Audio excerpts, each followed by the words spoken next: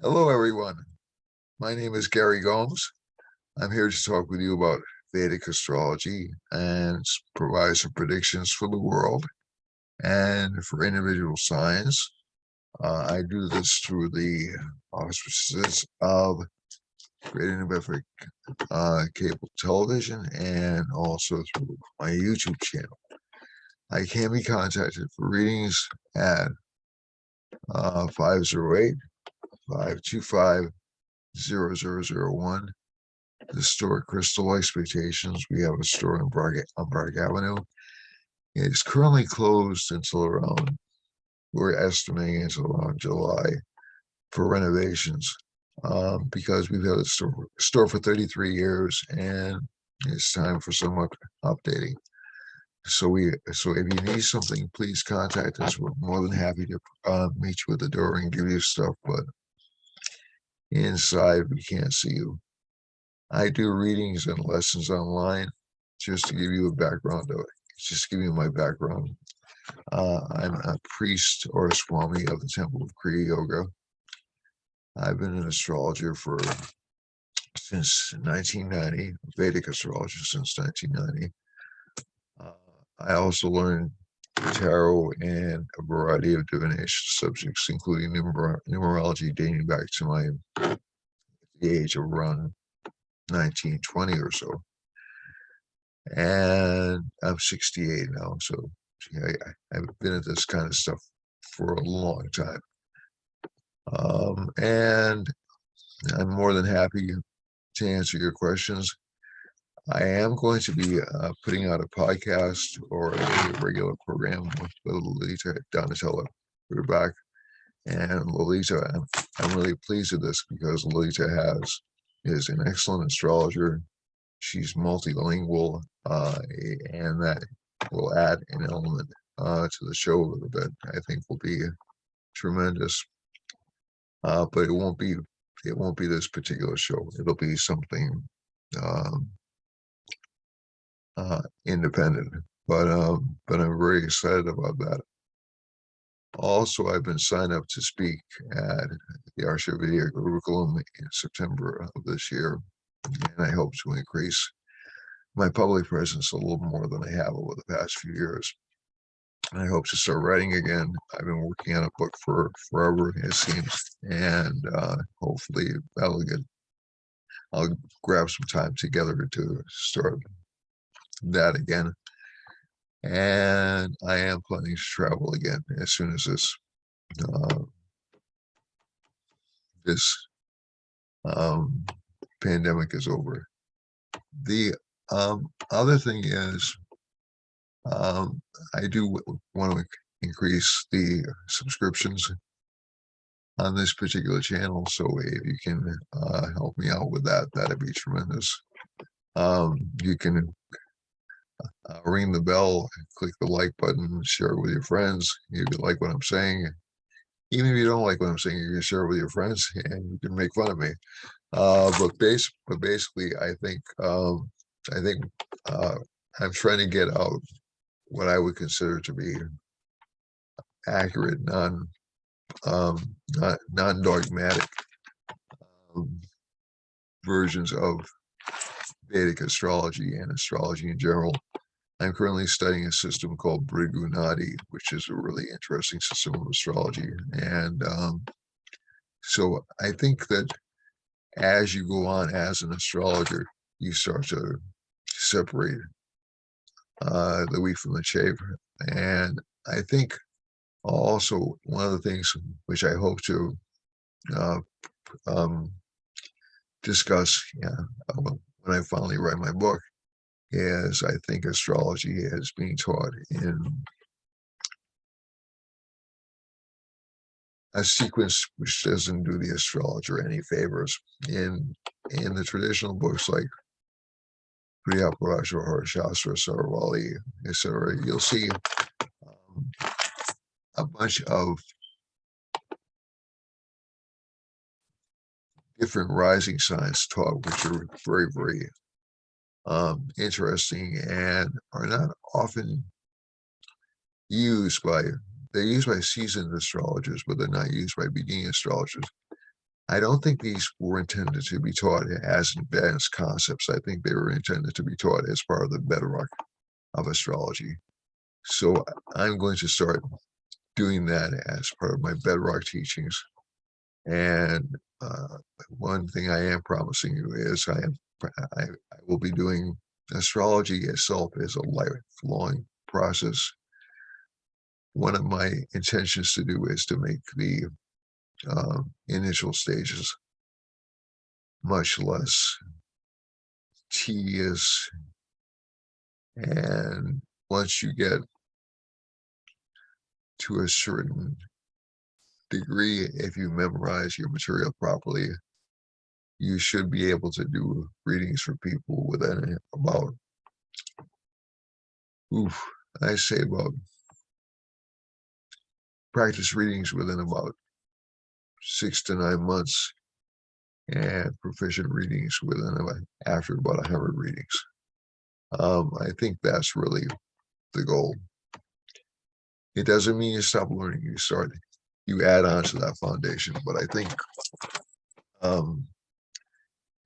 we make the process longer than it is, longer than it should be. Now, again, as you go into, the same is true of graduate education, as you expand your knowledge base, so it's a lifelong learning process, and you'll keep on learning subtleties within the chart as you're learning.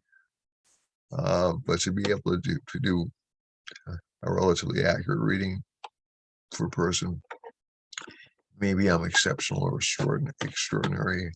And there's also a thing called the blessings of Jyotir Vidya, which a lot of astrologers claim it gives beginner's luck to a lot of astrologers. But I also think that's because the astrologer is more fully in touch with the joy of learning, and more fully in touch with the spirit of astrology in the early stages of learning. So I think that since astrology is not only from the mind, it's largely a mental science, but it's also from the heart.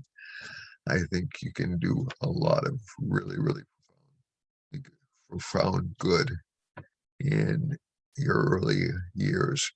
And the real crucible is doing reading. So the real crucible towards proficiency in any field is you learn the theory, then you implement the practice. You learn the theory, then you implement the practice. So as you develop in any field, it's important to practice. So you learn a theory, you apply it. Learn a theory, you apply it. So with that having been said, let's go on to look at the chart for this month, and we'll take a sneak peek ahead at the eclipse. There's going to be a big eclipse on May 26th. The eclipses this year, 2019 and 2020, we had a series of like massive eclipses, like really earth-changing things. And we're only going to have 2 of those this year. So these will stand out in terms of their prominence, in terms of their importance. So the first one is May 26th, and we'll discuss that a little bit today. And the second one comes a little bit later in the year, and I'll discuss that a little bit later on. Also, I just want to let people know, May 14th is considered to be a lucky day. So essentially, if you want to start any kind of activity, you don't have to consult. There's a chart, there's an activity in Vedic astrology called Muhurta, which is electional astrology. So you elect a day to do things. May 14th is supposed to be what's called a flawless day, upon which to start activities. So no matter what condition you're in, no matter what you want, no matter as long as it's legal and ethical, of course, you can start that activity on that particular day. So May 14th, mark it on your calendar. Is considered to be an extremely auspicious day. All right, now as I look at the chart for right now, I'm going to change this to New Bedford because this is a Los Angeles chart and the time is different. And it's around, actually it's around 9:13 my time here. Sorry about that.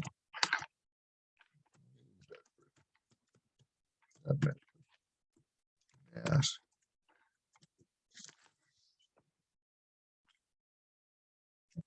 And for these charts, you can leave them male or female, it doesn't matter. All right, so we still have basically the same chart. It's interesting because we do have, okay, so general conditions as this chart proposes themselves. We have Mars in the first house. We have, so that means we're going to be very active. People are going to be very aggravated, very aggressive. And one thing I wanted to mention to people in particular, one of the reasons we're seeing this massive spread of COVID right now is because of the Jupiter-Mars aspect. I noticed this when I traced a lot of other pandemics through the years. K2, the South Lunar Node, is considered to be a disease-causing planet. Saturn is considered to be an unfortunate causing planet. The number one death giver in Vedic astrology is Mars.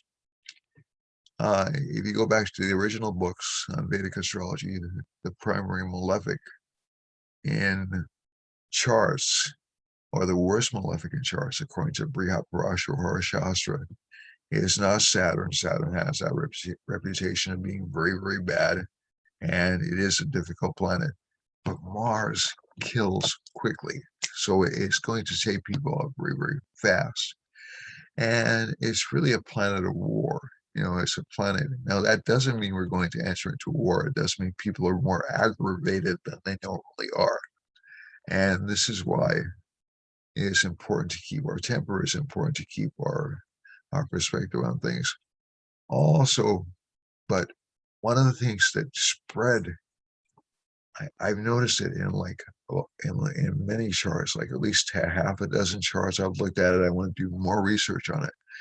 But within the 20th century and within going back even a bit further, spreads of diseases didn't happen because of Saturn or K2 or anything like that.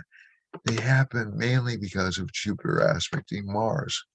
So it's essentially, it doesn't mean that the disease is a weapon, but it kills like a weapon, you know. So, and Jupiter, although it's a benefic planet, although it's a good planet, it expands things.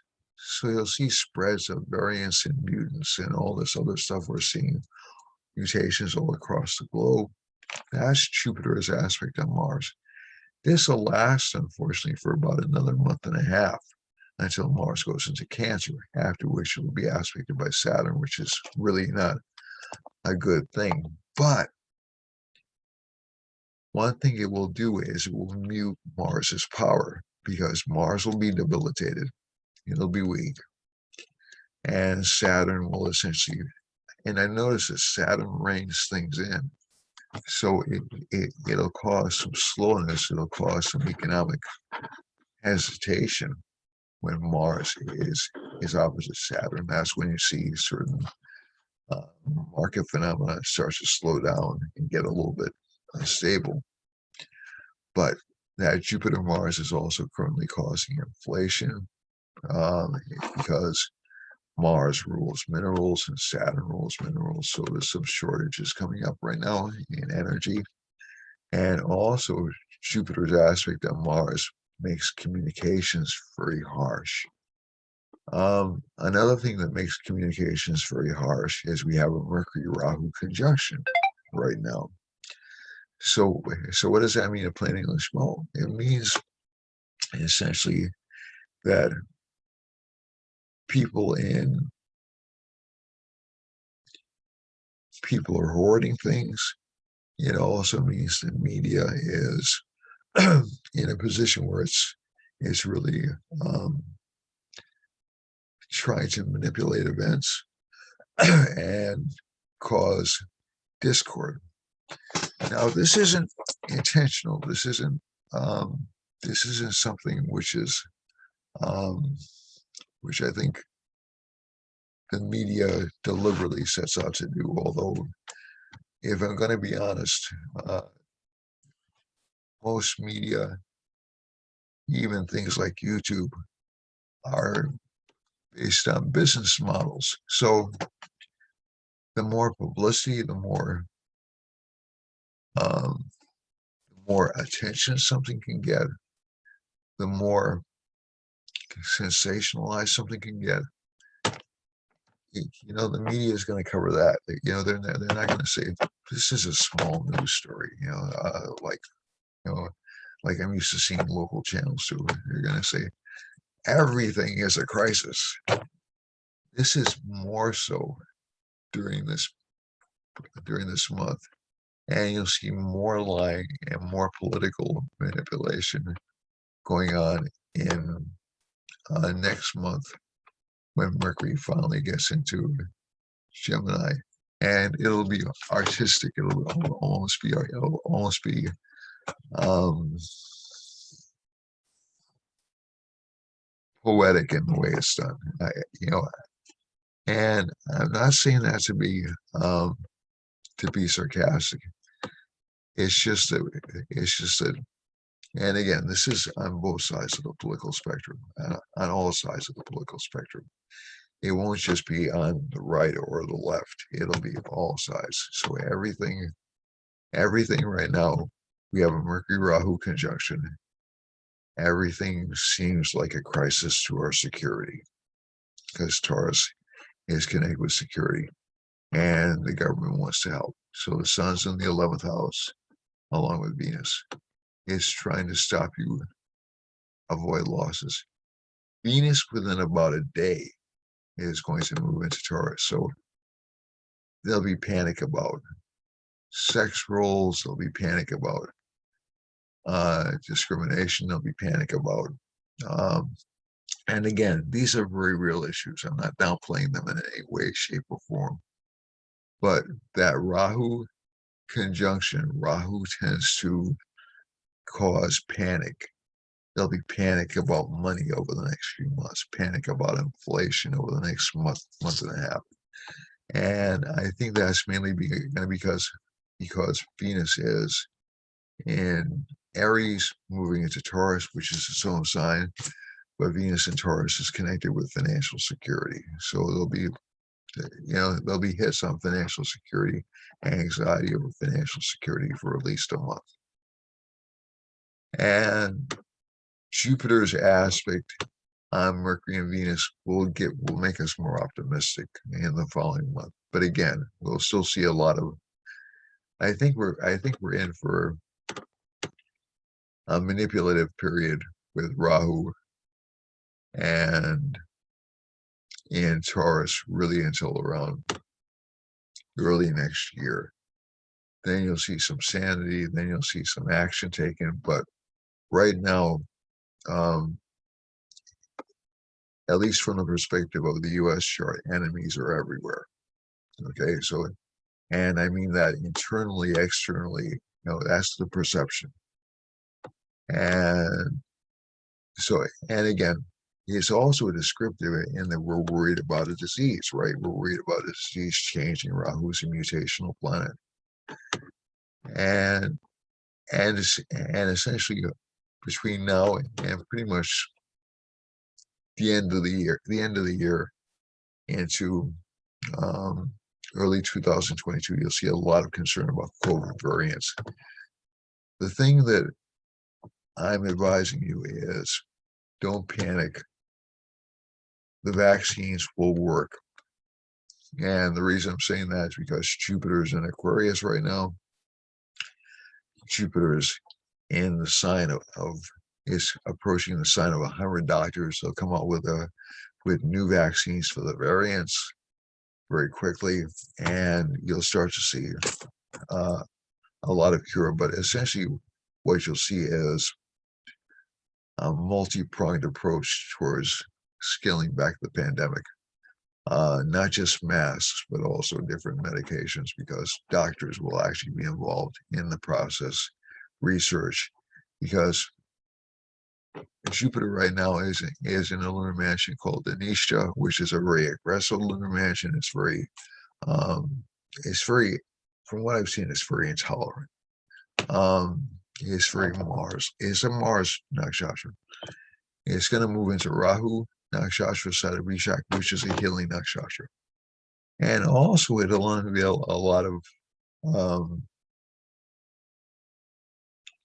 secrets which have been kept from us for quite a few months. So the Jupiter presence inside of Bishak is going to be a bit of a wild ride in terms of what's revealed about politics and scandals and things like that. And like I said, it won't just be on one side; it'll be on all sides. And you'll see this is also the nakshatra of the deposed king. So you'll probably see a lot more Donald Trump in the news over the next few months or so, both being attacked and attacking. So that's the way of life. The sun moves into Rahu's nakshatra around May 15th, or into Taurus around May 15th, and that Sun Rahu conjunction again will lead the government to panic and to rash action. So just be a little bit wary of everything you hear on the news. I think you're going to be hearing a lot of panic rather than recent approaches. And like I said, on both sides, I'm not being partisan in this. I've just seen these transits happen before, and people are going to be like worried about the stability of the government and trying to impose new rules and new laws and restrict things further. It's not a happy time to be alive over the next couple of months. It is improving, at least we're out of the Kala Sarpa Yoga, but next month, between roughly May 15th and June 15th, at least on the political or public scale, it'll be kind of disruptive. There'll be fear of war, although I don't think actual war will break out for quite some time, if it does again. And if any conflicts do break out, like right now, there's panic over Australia's making some noise about China threatening Hong Kong, I think it was, or no, it wasn't Hong Kong. I say Taiwan, and so people are getting, they're posturing a lot now, and India and China look like they were kind of on the brink. So we're going to look at that chart right now. We're going to look at the world chart right now, just for a second. With that K2 in the 6th house, disease will still be with us for a little while, but it is being conquered slowly because of the Saturn Moon conjunction. Also, if you felt a little bit depressed the past couple of days, the Saturn Moon conjunction is why. Moon goes into the next sign tomorrow. It'll give you making much more optimistic, much more philosophical, much happier. It'll be a much more joyous time. People will feel much more delighted to be alive. So I think you're going to see a change in mood pretty quickly.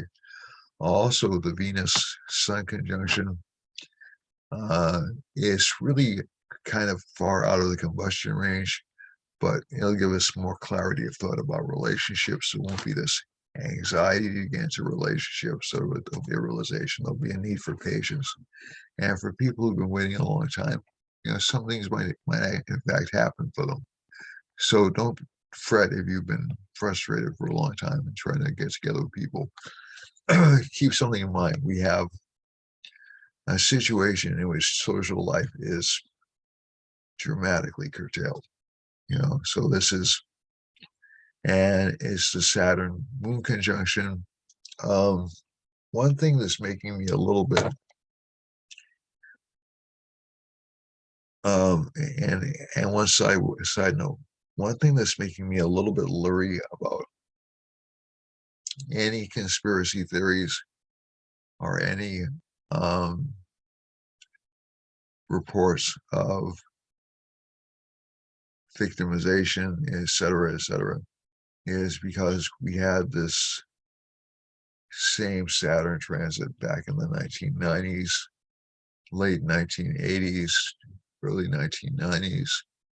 And at that time, there was an entire slew of stories about childhood abuse and satanic abuse and I'm trying to think of what else, UFO abductions, etc. So I'm not saying that a lot of these things I'm not saying that any of those things didn't happen. I'm not saying that any of the current reaction and 30 years before that, 1960s, it was the 1960s, we had this very strong start of the feeling of paranoia about the government. In the 1930s, we had widespread distrust and widespread horror and conniving to keep people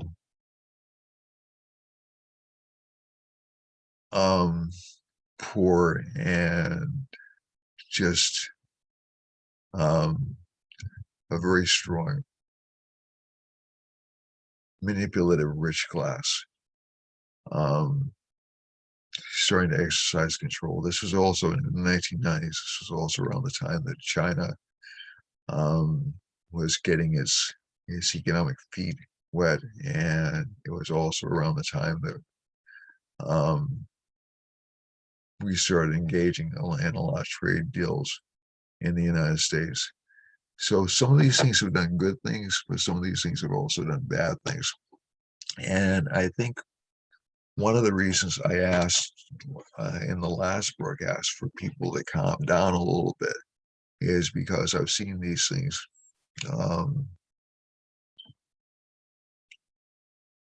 expand. I've seen, so people have real issues, then all of a sudden it broadens to the entire culture. It broadens to, oh yeah, that happened to me too. Oh yeah, that happened to me too. And I'm not saying these people are lying. You know, it may in fact have happened to them. But there's safety in numbers, and you can also have a really strong emotional reaction when the more effective reaction would be a rational,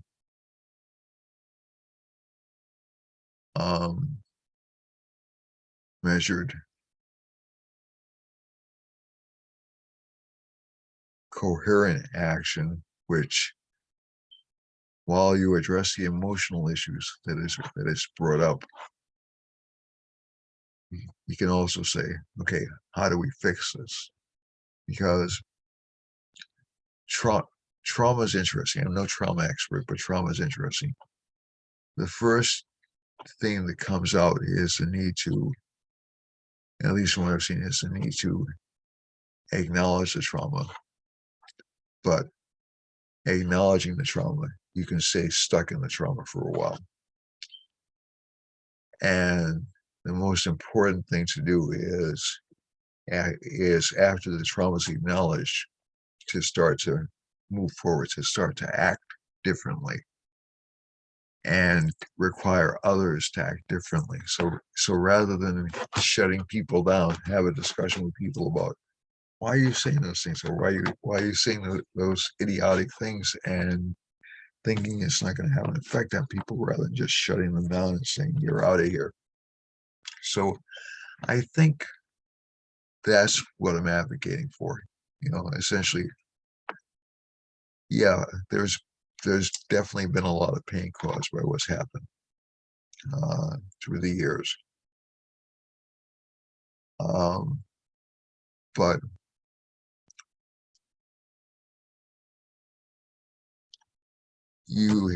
there's a need to actually discuss and find out where the problem is. And I don't think we've done that yet. I really don't think we've identified what the problem is yet. I think we're part way there, but we don't think we've identified the problem yet. So that having been said, let's go on to the world map. And I'll give you a hint. The problem is greed.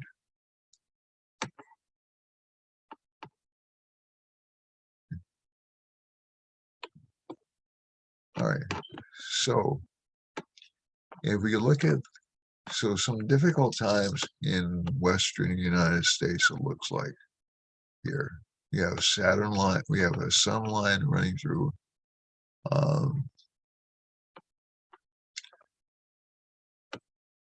So increased governmental problems, increased governmental issues. Although it's a Sun-Venus line, so the government will actually be helpful in Washington State, down through Idaho, down through, it looks like Nevada, and down through Arizona and New Mexico, and all the way down to southern Argentina and Chile. Jupiter and Mars conjoin in the middle of, and there's a Moon-Saturn conjunction. So western Texas up through and central Mexico look like they're going to have difficulty with disease and poverty indicators. Jupiter and a lot of communication, a lot of focus of communication around Costa Rica, Guatemala. So maybe they'll be looking at the immigrant crisis from those two countries. There's a Mars line running through New York City and also through Brazil. So I'm expecting an increase in deaths and maybe even violence in both those areas. All the way down through, it looks like, I think that's Sao Paulo. I can't remember if it's Rio de Janeiro or Sao Paulo down there. There's a Moon-Saturn line off the coast of Africa. It won't impact Africa that much, but there will be some, I would say, some problems with governments on the west coast of Africa. Some sadness or some military action in that part. Ireland, Portugal look pretty good. Portugal will actually have a really good month. So will Ireland. And England, there'll be a lot of panic over, I would say, over COVID and over the economy. But the same thing will happen in France, and it'll be really intense over Norway, Germany, Belgium, and Switzerland. So I think the European Union is going to be in for a really difficult month this month. The other area I'm a bit concerned about is, and Northern Africa, definitely Northern Africa, all the way down through this section. The other area I'm really concerned about with warlike tendencies is Eastern Turkey, the Middle East. I think this is Jordan, if I'm not mistaken, and Saudi Arabia, and Russia. So, and Syria. So I think we're going to see some more conflict in that part of the world, and maybe even down into the Sudan. If we look, let me move my picture over.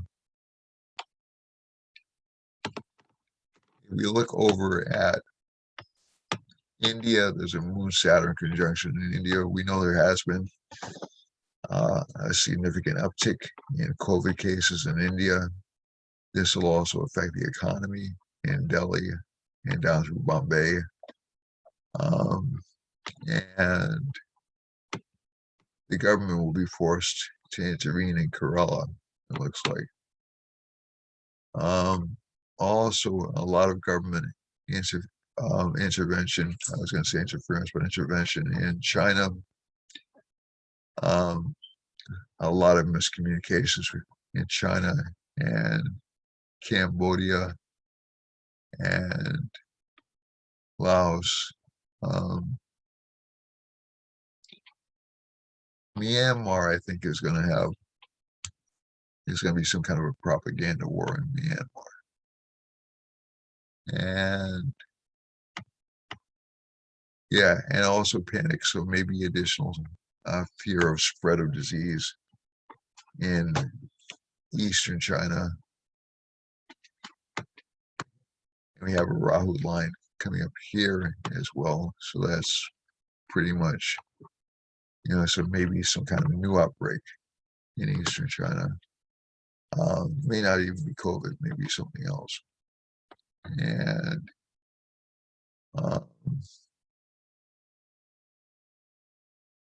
looks like I don't want to insult the people. Looks like Laos. Right. And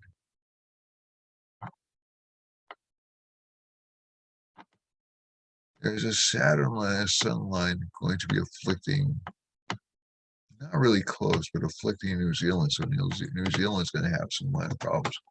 Also, maybe minor conflicts, maybe even some potential for earthquakes in Japan, which I hope, or off the coast of Japan, which I hope doesn't happen. But if I'm looking for potential earthquake zones, Eastern Europe again is ripe. Eastern Turkey is in danger, and all through, but it's Eastern Turkey, it's not Western Turkey. The center of population of Turkey is usually over here. But that doesn't mean the people over in this part of the country won't suffer through either military or through disease or through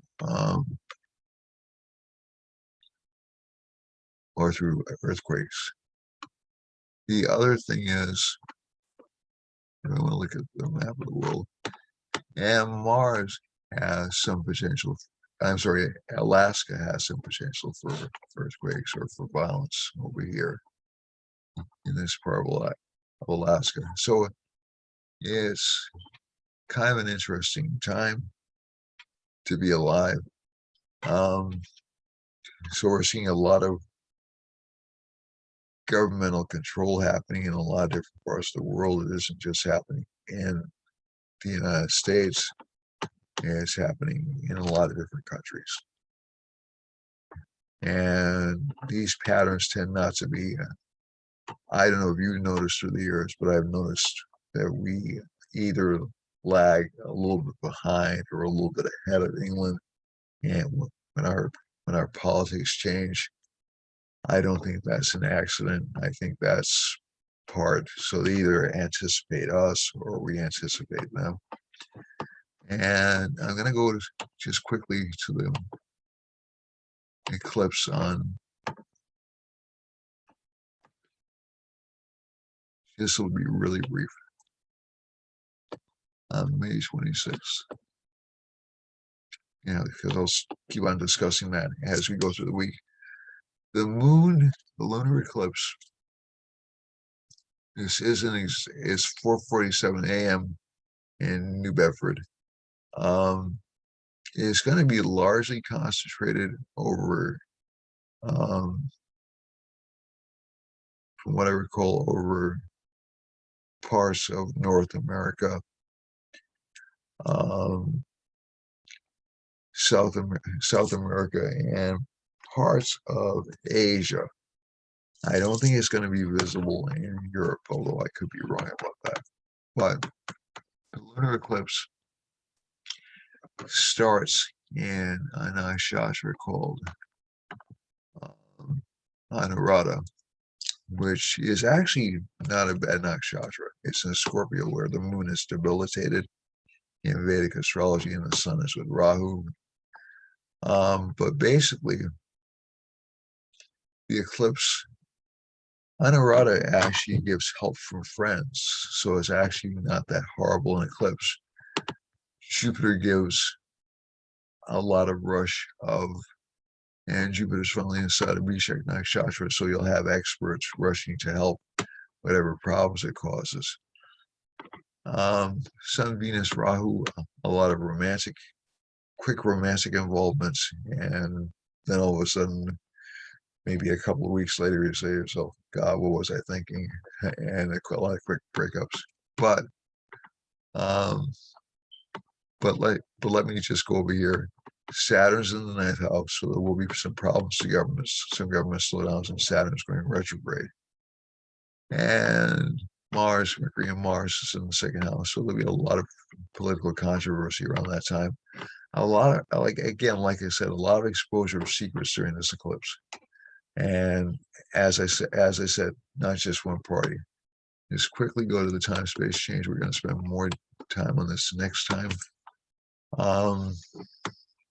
So we're looking for trouble spots, and we'll look for Rahu lines. Tip of Brazil again. Far eastern United States, Canada, and let's see now. Rahu is in Iran, so there'll definitely be some problems in Iran and Russia. Problems with the government. You may even start to see a conflict develop in Western Africa, and also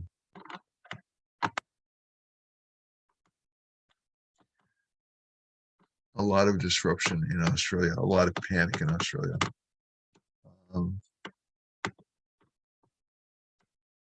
Conflict is more confined during this period to Myanmar and and some of the larger sub-states in Russia. There is some potential for conflict in Syria and Iran, a little bit in Turkey, but not as much. But I would expect conflicts to break out in Western Africa. So let's go back to the other chart we were looking at for now, and we'll look at your signs, and then we'll sign off for this week.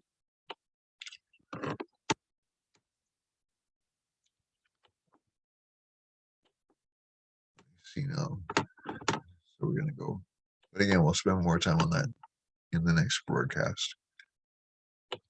And so just really, I'm gonna do a really quick analysis.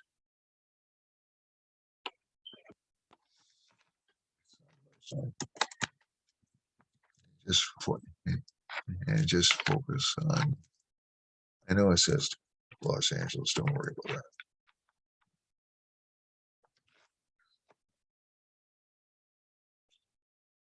All right, so we're gonna go back to the chart. So we have, for the next couple of weeks, Aries is going to be very strong, will want a lot of money, will be very brave and aggressive, but frustrated with money too. That's still going to be the case. That's not going to go away until really early next year. But they'll achieve fame, they'll achieve recognition, they'll achieve media attention if they wish it. K2's in the ninth house, so their luck will be a little bit strained or a little bit confined. But career life should be good. They'll actually start to gain recognition, gain new friends. Hard work though, really hard work for the sun. So relationship life, a little frustrating for at least another 25 days or so. And even then, maybe not the best relationship they'll start, just because of where the planets are transiting, but they'll learn pretty quickly. That sign will learn pretty quickly that it's probably not a good idea to get involved in a relationship right away. Taurus is experiencing a lot of frustration with communication and money as well, but they're more aggressive, they're more verbal about it, they're more outgoing about it. And the third house, some of their aspirations are being fought. And in terms of overall family life, their family life looks fairly good. The sun is exalted. They're kind of in control of their family life, although their family's costing them a lot of money. And the fifth house lord, children are difficult to please, which is no surprise. Sixth house lord, no real signs of illness or distress to them. K2's in the seventh house, a lot of focus on relationship partners. Relationship partners just seems to be indifferent or not really present. The Moon-Saturn conjunction in this sign gives them a lot of charisma, a lot of popularity at work, and Jupiter is going to give them a lot of work opportunities over the next few months. But in terms of their ego, in terms of their ambitions, they'll still feel a little bit frustrated for a couple of months. For Gemini, excuse me, for Gemini, this is allergy season, so I think this is what's happening to me. For Gemini, we have Mars in the first house. Mars is aspecting the seventh house, so there'll be a lot of arguments for the sign. And this also applies to people who have moons in Geminis or Gemini lugnas or rising signs. A lot of arguments for the sign, a lot of aggression for the next couple of months.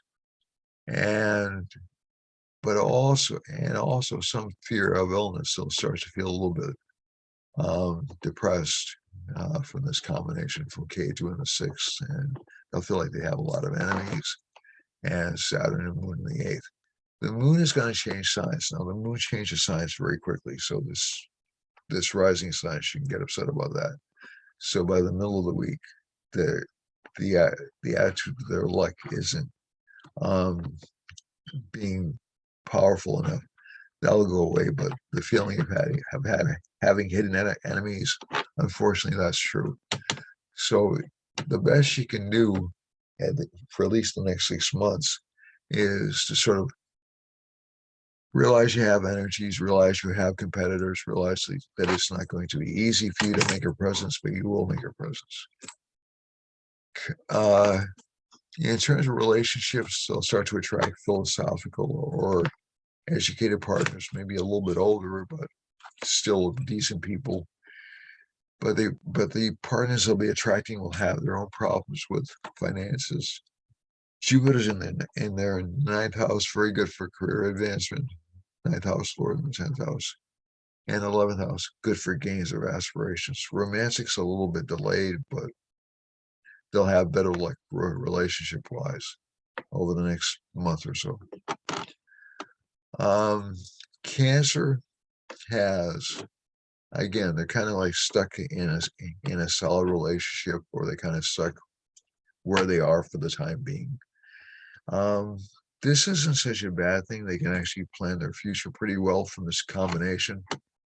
Let me make sure that this screen is being shared. Oh, I'm so sorry.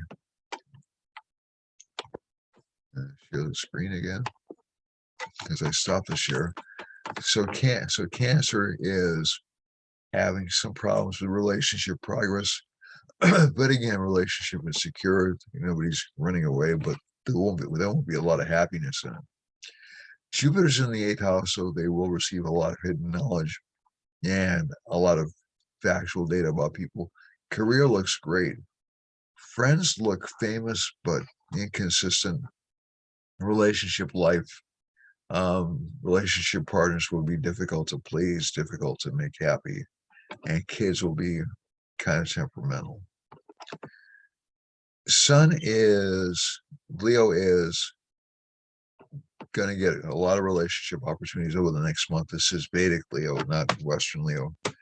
And you'll start to see them actually dating a lot more, forming more business partnerships, but some dismay in family life, some dismay with career, but they'll make gains real estate wise.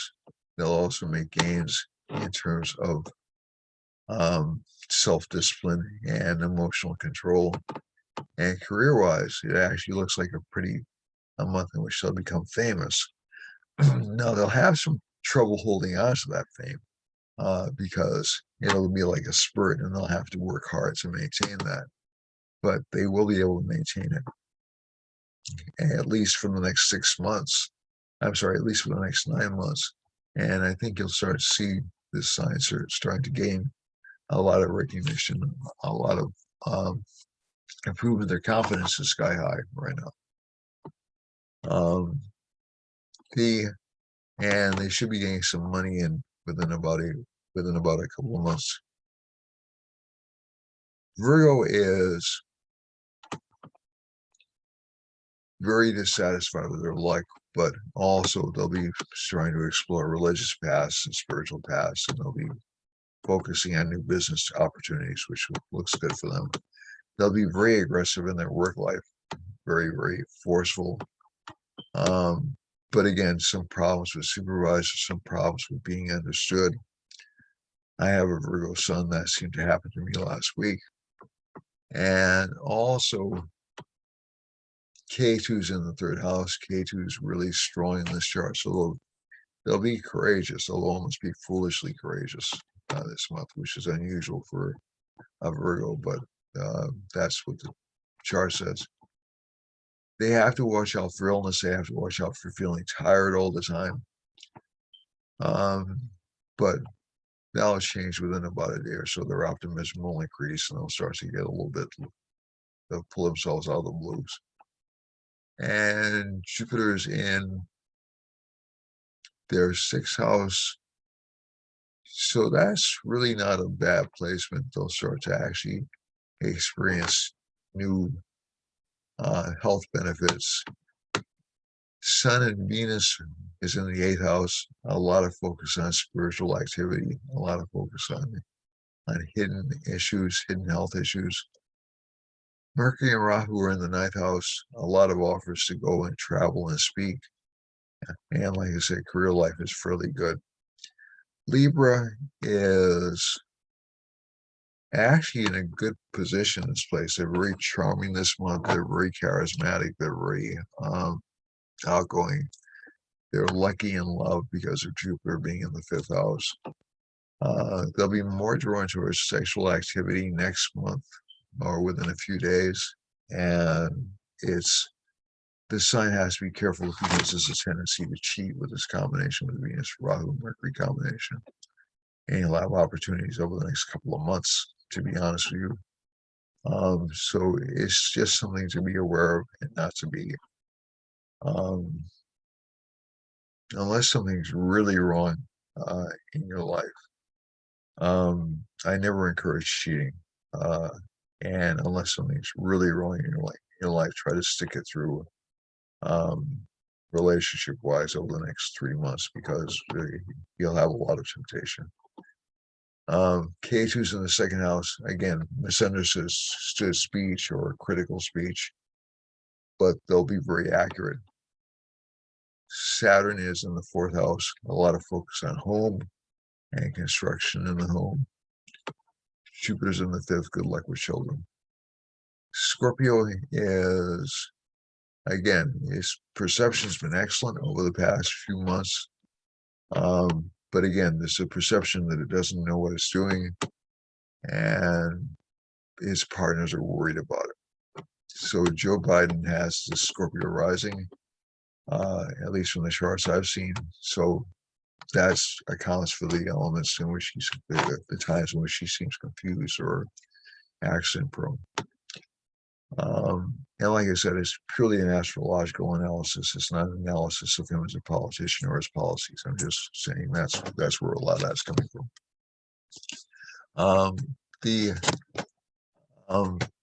Saturn Moon combination, relatively fearless. Jupiter's in the 4th house, a lot of support from home.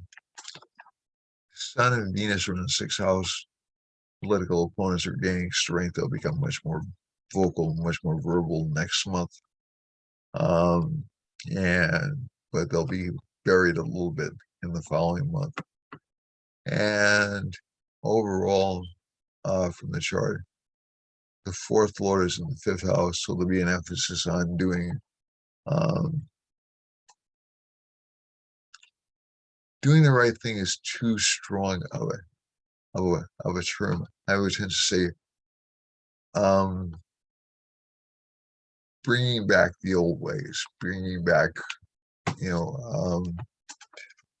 old methodologies of doing things. So that's the fifth lord in the fourth house. And he has Mars, which is ruler of Scorpio, in the eighth house. So again, this is apart from Joe Biden, this is essentially Scorpios in general. Mars in that eighth house isn't good for health issues. So this sign had better watch out for health issues, especially in the